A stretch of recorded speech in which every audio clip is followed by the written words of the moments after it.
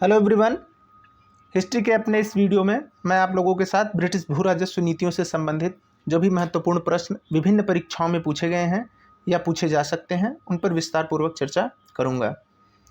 प्रश्नों को इस प्रकार अरेंज किया गया है कि ये आपके पूरे टॉपिक को कवर करेंगे और इनकी व्याख्या भी अत्यंत महत्वपूर्ण है, जिसको कि आप ध्यान से सुनिएगा। इससे न सिर्फ आपका पूरा का पूरा टॉपिक एक बार रिवाइज हो जाएगा, बल्कि इससे संबंधित जो भी आपके डाउट्स हैं वो भी क्लियर हो जाएंगे। तो आइए शुरू करते हैं। स्वागत है आप सभी का स्काईलार्क सिविल्स एकेडमी के यूट्यूब प्लेटफॉर्म पर। आज का जो हमारा पहला प्रश्न है वो है कि इस्तमरारी बंदोबस्त को किसने लागू किया था। तो इस्तमरारी बंदोबस्त का प्रचलित रूप से जो नाम है वो है अस्थाई बंदोबस्त। अस्थाई बंदोबस्त को लागू करने का जो श्रेय है वो किसे है? लॉर्ड कॉर्नवालिस को। इसलिए जो हमारा ऑप्शन सी है वो सही है। इसके कुछ अन्य नाम भी हैं, जैसे कि मालगुजारी प्रथा या जागीरदारी प्रथा या बीसवेदारी प्रथा या अनुपस्थित जमींदारी प्रथा भी इसको कहा जाता है। इसके अलावा इसे उप सामंतीकरण की प्रथा भी कहा जाता है। अगर हम कॉर्नवालिस की बात करें तो ये 1786 ईस्वी से लेकर 1793 ईस्वी तक बंगाल का गवर्नर जनरल रहा और इसे भारत में कई चीज़ें लागू करने का श्रेय जाता है। जैसे कि इसने न्यायिक सेवा में बहुत सारे एथिक्स या कोड बनाए जो कि शक्ति के पृथक्करण के सिद्धांत पर आधारित रहे। इसके अलावा इसे सिविल सेवा का भी जनक माना जाता है। यह फ्रांसिस के सुझावों से प्रेरित होकर के अस्थाई बंदोबस्त 1790 ईस्वी में 10 वर्षों के लिए लागू करता है और लंदन से जब मार्गदर्शक मंडल के द्वारा या संचालन मंडल के द्वारा जब अनुमति प्राप्त होती है तो ऑफिशियली 1793 ईस्वी में यह माना जाता है कि अस्थाई बंदोबस्त भारत में लागू हुआ। यह बंगाल, बिहार, उड़ीसा, इसके अलावा उत्तर प्रदेश के वाराणसी क्षेत्र में और उत्तरी कर्नाटक के क्षेत्र में अस्थाई बंदोबस्त की व्यवस्था को लागू किया गया था। इसके तहत यह व्यवस्था की गई थी कि जमींदारों को भूमि का स्वामी बना दिया गया है और उनसे अस्थाई रूप से लगान प्राप्त करने का समझौता किया गया। ये जमींदार किसान से लगान की वसूली करेंगे और उस लगान को 10/11 भाग अंग्रेजों को देंगे और 1/11 भाग स्वयं रखेंगे। तो अगर हम ये देखें तो इसमें अस्थाई व्यवस्था में 3 हिस्सेदार थे। 3 हिस्सेदार में एक कंपनी थी, दूसरा जमींदार था और तीसरा किसान था। इसमें जमींदार वर्ग और कंपनी का इन दोनों की आय निश्चित थी कि कम से कम 10/11 भाग कंपनी को मिलेगा, 1/11 भाग जमींदार को मिलेगा। लेकिन जो किसान था वो पूरा का पूरा जमींदार की दया पर निर्भर हो गया था। इसलिए जो सबसे ज़्यादा शोषण हो रहा था और जो सबसे ज़्यादा अनिश्चितता की स्थिति में था वो किसान वर्ग था। इसके अलावा जमींदार भी कोई बहुत सुरक्षित नहीं था। अगर जमींदार समय पर लगान की राशि कंपनी को नहीं देता है तो उसकी जमींदारी को भी नीलाम करने के लिए एक सूर्यास्त कानून 1794 ईस्वी में लागू किया गया था कि अगर एक निश्चित तिथि पर उसके सूर्यास्त तक जमींदार ने लगान की कुछ राशि कंपनी के पास नहीं जमा की तो उसकी जमींदारी को नीलाम कर दिया जाएगा। तो बढ़ते हैं अपने अगले प्रश्न की ओर। हमारा अगला प्रश्न है कि किसके शासनकाल में अस्थाई बंदोबस्त प्रारंभ किया गया था। तो इसको अभी हमने देखा कि अस्थाई बंदोबस्त को ही इस्तमरारी बंदोबस्त कहा जाता है और यह लॉर्ड कॉर्नवालिस के द्वारा शुरू किया गया था 1793 ईस्वी में। 1793 ईस्वी, शुरुआत 1790 में हुई थी लेकिन जो ऑफिशियली है वो 1793 ईस्वी में लागू किया गया था।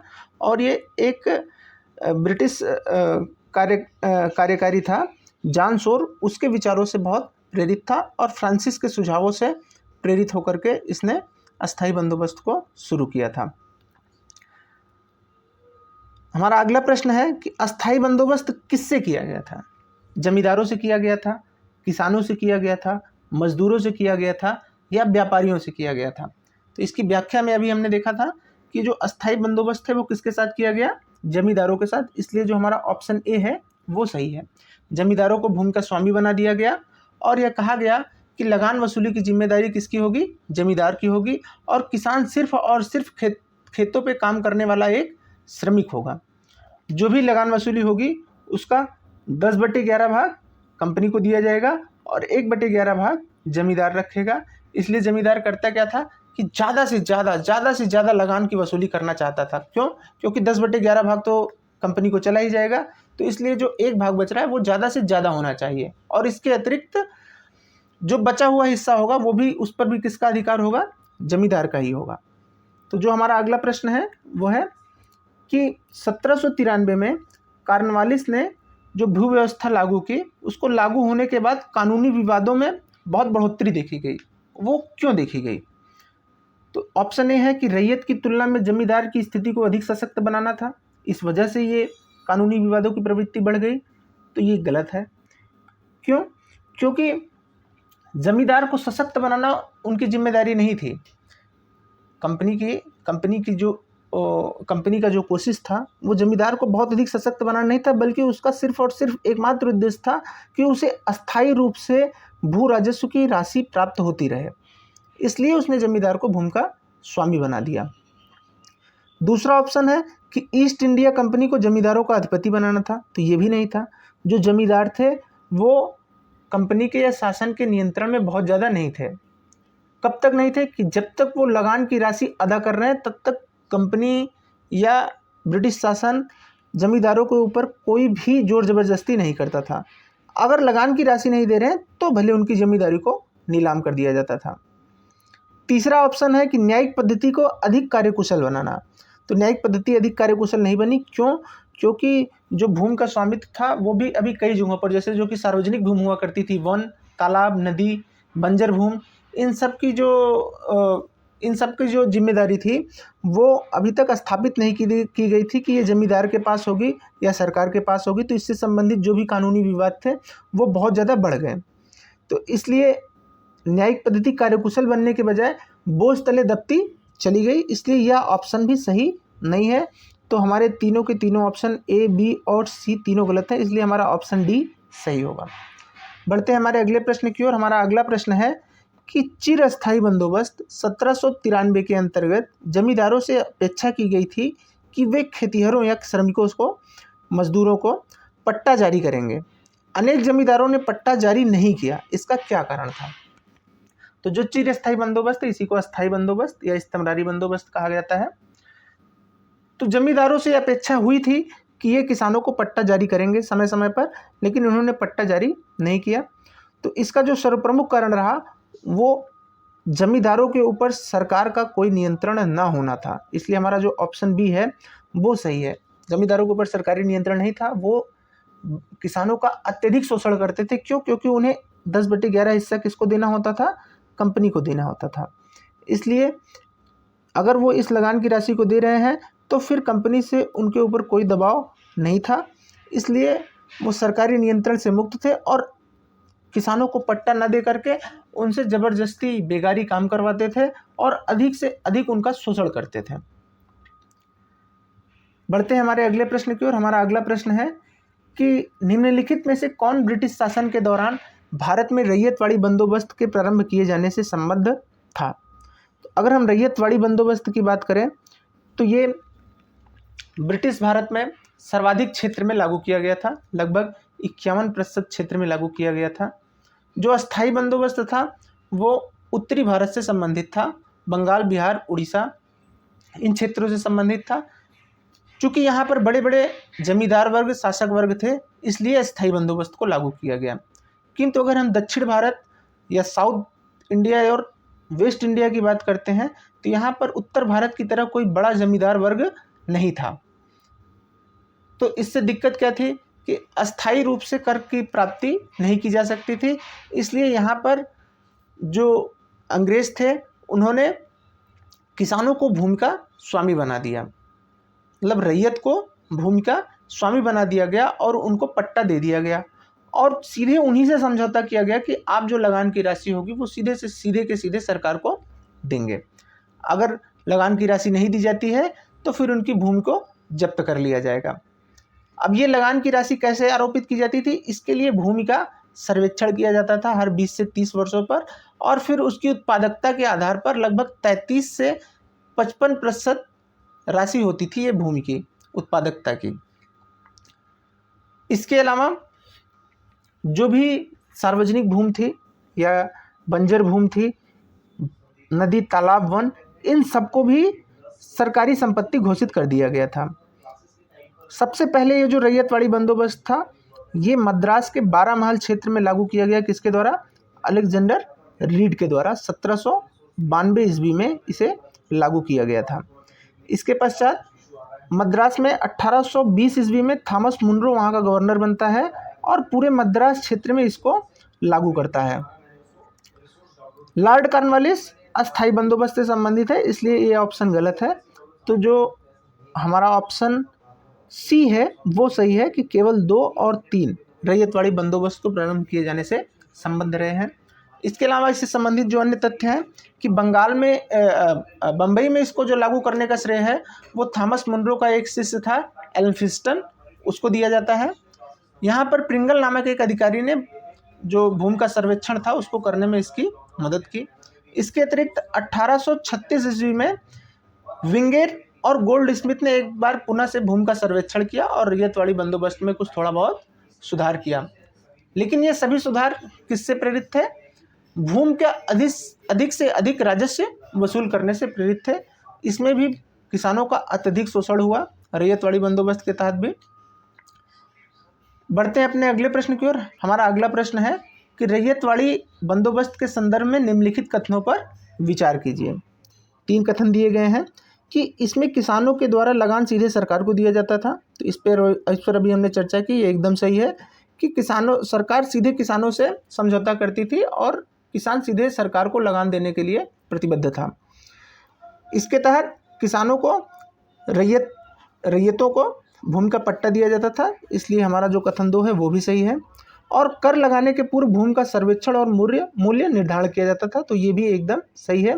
समय 20 से 30 वर्षों पर भूमि का सर्वेक्षण किया जाता था और उसका मूल्य निर्धारण करके उसकी उत्पादकता के आधार पर भू राजस्व की राशि निर्धारित की जाती थी, जो कि लगभग 33 से 55% हुआ करती थी। इसलिए हमारा तीसरा कथन भी सही है। तो उपयुक्त में से कौन से कथन सही है? इसलिए तीनों के तीनों सही है, इसलिए हमारा ऑप्शन सी सही है। बढ़ते हैं अपने अगले प्रश्न की ओर। हमारा अगला प्रश्न है कि मानव बलि प्रथा का निषेध करने के कारण अंग्रेजों के विरुद्ध विद्रोह करने वाली जनजाति का क्या नाम था? तो इसका जो सही उत्तर है वो है ऑप्शन बी, खोंड जनजाति। खोंड जनजाति तमिलनाडु से लेकर के बंगाल और मध्य भारत तक फैले विस्तृत पहाड़ी क्षेत्रों में रहती थी। पहाड़ी क्षेत्रों में होने के कारण ये अपने आप को क्या समझते थे? सभी नियंत्रण से मुक्त समझते थे। लगभग इस क्षेत्र तक में ये पाए जाते थे। तो इनके यहाँ एक प्रथा प्रचलित थी मानव बलि की, और इसके अलावा मदिरा का निर्माण करना और वनों का यूज करना इनका जो है प्राथमिक कार्य हुआ करता था। अंग्रेजों ने इनके इस कार्य में विघ्न उत्पन्न किया और इनके ऊपर कर आरोपित किया। न सिर्फ उनके मानव बलि की प्रथा पर रोक लगा दी एक मरीहा एजेंसी बना करके, बल्कि इनके ऊपर विभिन्न प्रकार के कर आरोपित किए गए। जमींदारों और साहूकारों को इनके क्षेत्रों में प्रवेश दिया गया। इससे नाराज होकर के 1837 से लेकर 1856 ईस्वी तक इन्होंने विद्रोह किया। आंदोलन का जो नेतृत्व था यहाँ पर युवा राजा के नाम से प्रसिद्ध चक्र बिश्नोई ने किया था, और फिर 1856 में चक्र बिश्नोई गायब हो जाता है और इसी के साथ ये जो खोंड जनजाति का जो आंदोलन था वो समाप्त हो जाता है। हिस्ट्री के अभी तक हमारे 4 वीडियो जा चुके हैं। इनमें हमने न सिर्फ आप लोगों के साथ ब्रिटिश भू राजस्व नीतियों पर विस्तारपूर्वक चर्चा की है, बल्कि इसके साथ जनजातीय विद्रोहों व विभिन्न किसान आंदोलनों पर भी आपके साथ विस्तारपूर्वक चर्चा की गई है। ये सभी वीडियोज आपको हमारे चैनल में प्लेलिस्ट में मॉडर्न हिस्ट्री के सेक्शन में मिल जाएंगे, जहाँ पर इसके ऊपर आपको विस्तृत सामग्री उपलब्ध है। बढ़ते हैं अपने अगले प्रश्न की ओर। हमारा अगला प्रश्न है कि महालवाड़ी पद्धति में भू राजस्व व्यवस्था के संदर्भ में निम्नलिखित कथनों पर विचार कीजिए। तो महालवाड़ी पद्धति की बात करें अगर हम, तो अंग्रेजों के द्वारा 3 भू राजस्व की पद्धतियां लागू की गई थी। स्थायी बंदोबस्त, रैयतवाड़ी बंदोबस्त और फिर सबसे अंत में महालवाड़ी पद्धति लागू की गई थी। इसको जो प्रतिपादित करने का श्रेय है वो 1819 ईस्वी में हाल्ट मैकेंजी को मिलता है। हाल्ट मैकेंजी एक ब्रिटिश अधिकारी था, उसने ये प्रतिपादित किया और फिर 1822 ईस्वी में ये औपचारिक रूप से लागू होता है। तो इसकी शुरुआत कब हुई? 1822 ईस्वी में। ये महालवाड़ी पद्धति जो भू राजस्व की व्यवस्था थी, ये फेल हो गई थी।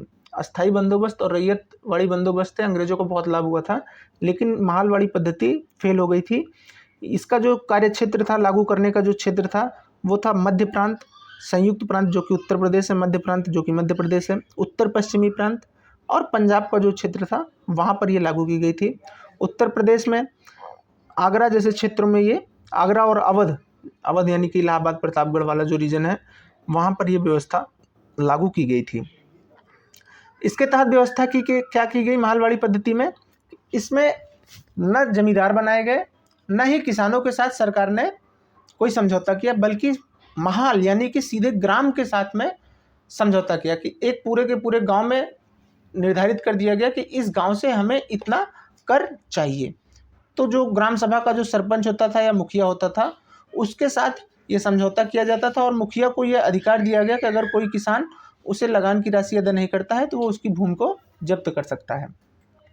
यह संपूर्ण भारत के लगभग 30% क्षेत्र में लागू की गई थी।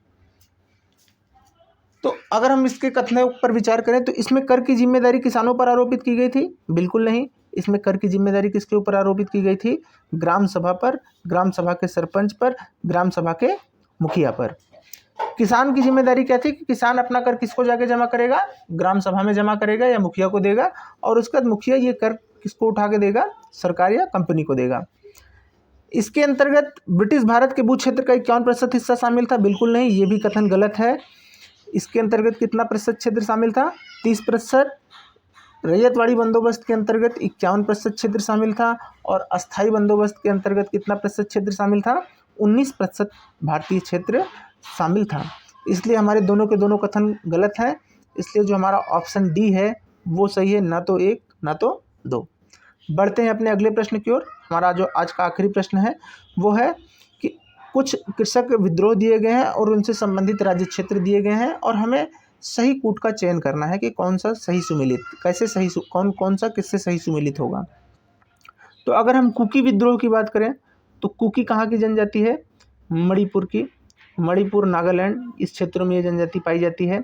वहाँ पर कुकी, मेथी और नागा 3 जनजातियाँ पाई जाती हैं। तो ये कुकी विद्रोह कहाँ पर किया गया? त्रिपुरा में किया गया। त्रिपुरा, मणिपुर, नागालैंड, इन सभी क्षेत्रों में ये जनजाति पाई जाती है। अगर हम कुका विद्रोह की बात करें तो ये कहाँ से संबंधित है? पंजाब से संबंधित है। पंजाब में जो कुका विद्रोह था ये एक वहाबी आंदोलन की ही तरह था। जैसे वहाबी आंदोलन के बारे में हमने कुछ दिनों पहले चर्चा किया था कि ये इस्लाम के शुद्धिकरण से संबंधित है, ऐसे ही जो कुका आंदोलन था ये भी एक धार्मिक आंदोलन था, और इसका जो उद्देश्य था वो यह था कि जो सिख धर्म में जो भी बुराइयां आ गई हैं या उसमें जो धार्मिक आडंबर आ गए हैं उनको दूर करना है और सिख धर्म को शुद्ध करना है। आंदोलन का जो नेतृत्व था वो 1840 ईस्वी में भगवत जवाहर मल के द्वारा किया गया था, और धीरे धीरे यह धार्मिक आंदोलन राजनीतिक आंदोलन में परिणित हो गया, और इसका जो सबसे प्रमुख उद्देश्य बन गया वो यह कि अंग्रेजों को भारत से बाहर करना है। 1872 ईस्वी में इस आंदोलन के एक नेता थे राम सिंह, उनको रंगून निर्वासित कर दिया गया था, और 1885 में उनकी मृत्यु हो गई थी, और इसी के साथ ये जो कुका विद्रोह आंदोलन था ये समाप्त हो गया था। पाबना कृषक विद्रोह की बात करें तो ये 1873 ईस्वी में कहाँ पे शुरू किया गया था? बंगाल में शुरू किया गया था। 1859 में एक रेंट अधिनियम पारित हुआ था जिसके तहत किसानों को भूमि का स्वामी बनाया गया था कि अगर 12 वर्ष तक कोई किसान भूमि पर खेती कर रहा है तो उसे जमींदारों के द्वारा उस भूमि से बेदखल नहीं किया जाएगा। इससे पहले, इस रेंट अधिनियम के पारित होने से पहले संथालों का विद्रोह व्यापक रूप से चल रहा था, उसी के संदर्भ में ये अधिनियम पारित किया गया था। तो 1873 ईस्वी में ये विद्रोह शुरू हुआ था। क्योंकि जमींदारों के द्वारा अभी भी किसानों को भूमि से बेदखल किया जा रहा था, इसलिए किसानों ने यह घोषणा की कि हम सिर्फ महारानी और महारानी की रैयत बनकर रहना चाहते हैं, जमींदारों की रैयत नहीं बनना चाहते हैं। इसलिए ये पाबना विद्रोह ज़्यादा फेमस है कि ये निकटवर्ती शोषणकर्ता को तो पहचान रहे थे कि जमींदार हैं, लेकिन जो दूरस्थ शोषणकर्ता, मूल शोषणकर्ता था अंग्रेज सरकार, उसे नहीं पहचान रहे थे। इसलिए ये अक्सर परीक्षाओं में पूछा जाता रहता है पाबना कृषक विद्रोह। बिरसा मुंडा विद्रोह की बात करें तो ये कहाँ से संबंधित है? ये बिहार से संबंधित है, बिहार झारखंड के क्षेत्र से संबंधित है। बिरसा मुंडा, जिनको कि धरती बाबा के भी नाम से जाना जाता है, ये बहुत ही बड़े धार्मिक नेता रहे मुंडा जनजाति के। 1799 में यह विद्रोह हुआ था, 1799 से लेकर के 1800 ईस्वी तक, और इनकी मृत्यु के पश्चात यह विद्रोह समाप्त हो जाता है। ये अपने आप को ईश्वर का अवतार मानते थे बिरसा मुंडा, और ये इनका मानना था कि इनके पास चमत्कारिक शक्तियाँ हैं और ये लोगों को निरोग कर सकते हैं। अगर कोई रोगी है तो उसे निरोग कर सकते हैं। ये जो मुंडा विद्रोह था, इसका जो उद्देश्य था वो बहुत व्यापक था। ये न सिर्फ एक ईश्वरवाद पर बल देता था, धार्मिक आडंबर को दूर करने पर बल देता था, बल्कि इसके कुछ राजनीतिक उद्देश्य भी थे कि अंग्रेजों की सत्ता को ना मानते हुए एक पृथक मुंडा राज्य की हमको स्थापना करनी है। इसलिए मुंडा विद्रोह अक्सर परीक्षाओं में पूछा जाता रहता है। तो अगर हम बात करें सही कूट हमारा कौन सा होगा, तो ये होगा 4, 1, 2 और 3, इसलिए ऑप्शन डी हमारा सही है। तो अपने आज के इस वीडियो में इतना ही है। उम्मीद है कि आपको ब्रिटिश भू राजस्व से संबंधित जो भी डाउट्स होंगे वो क्लियर हो गए होंगे।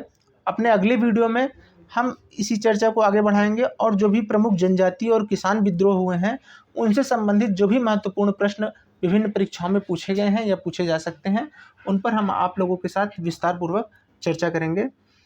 बहुत बहुत धन्यवाद।